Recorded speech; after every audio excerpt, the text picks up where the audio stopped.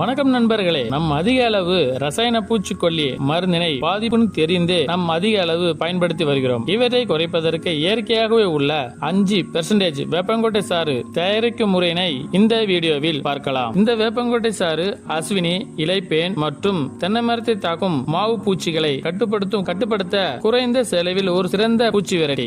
இவற்றை தயாரிக்க தேவையான பொருள் பாத்தீங்கன்னா, நன்றாக உலர்ந்த வேப்பங்கொட்டை 10 கிலோ, 200 லிட்டர் தண்ணி, 200 கிராம் சோப்பு அல்லது ஒட்டும் பசை, துணியிலான வடிகட்டி. இவற்றை செய்முறை: 10 கிலோ வேப்பங்கொட்டை நன்றாக பவுடர் ஆகும் வரை அரைக்க வேண்டும். அரைத்த பவுடரை 25 லிட்டர் தண்ணீரில் இரவு முழுவதும் ஊற வைக்க வேண்டும். காலை நேரத்தில் கரண்டியை கொண்டு பால் போன்று வெண்மையாகும் வரை கலக்க வேண்டும். 2 அடுக்கு மெல்லிய துணியினால் கொண்டு வடிகட்ட வேண்டும். வடிகட்டிய 200 லிட்டராக ஆக்க வேண்டும். 200 கிராம் சோப்பு அல்லது ஒட்டும் பசையினை இதனுடன் சேர்க்க வேண்டும். பின்பு கரைசலை நன்கு கலக்கி 1 ஏக்கருக்கு தெளிக்க வேண்டும். இவற்றின் முக்கிய குறிப்பு: அதிகம் கிடைக்கும் காலங்களில் சேர்த்து வைத்து நிழலில் உலர்த்த வேண்டும். 8 மாதத்திற்கு மேற்பட்ட வேப்பங்கொட்டையினை பயன்படுத்த கூடாது. இந்த கரைசலை மதியம் வேளையில் தெளிக்க வேண்டும். தெளித்தால்தான் அதிக பலனை தரும். இந்த வீடியோ உங்களுக்கு பிடிச்சிருந்தா லைக் பண்ணுங்க, ஷேர் பண்ணுங்க, கமெண்ட் பண்ணுங்க.